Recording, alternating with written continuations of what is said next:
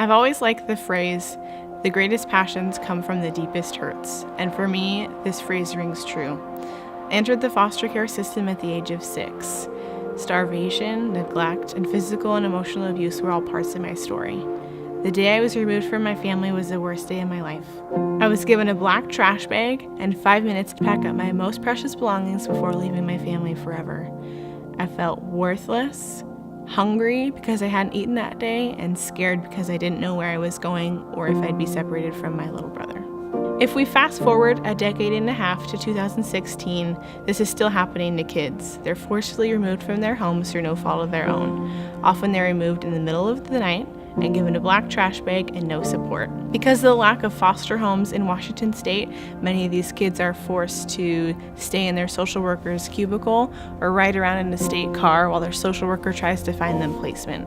So over and over again, these kids are hearing stories about what just happened to them, and over again, these kids are reliving that they're unworthy and that no one wants them. Believe me, even though these kids may just be kids, this hurts.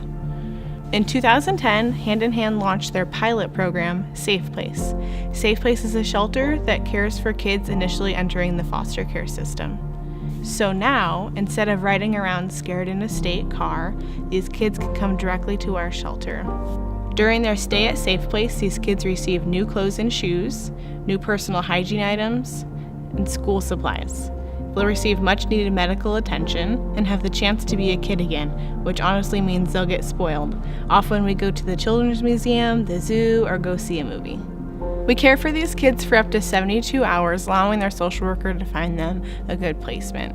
And oftentimes people say 72 hours is not enough, you're not going to make a difference. But it's amazing to see the difference that just that 72 hours makes. So I'll come in on a Thursday night and these kids will be in fistfights over the last cup of milk, or they'll just be screaming on the floor because they're spilled their milk and they're waiting to see how you'll react. But the next time I come in, they're laughing over the spilled milk and they're helping each other clean it up. So it's amazing to see the kids' transformation when they're believed in and they felt loved. At the end of the summer and the start of the school year, we've had lots of kids come in. We've had little tiny babies who are withdrawing from heroin, little tiny freshies. We've had toddlers who are so happy and so joyful to get a fresh, warm meal, and toddlers who are having accidents and they crouch in a corner waiting to see what you're going to do to them. We've also had school-age kids that come through and they get their own toothbrush for the first time, and honestly they're more excited for that toothbrush than our Xbox.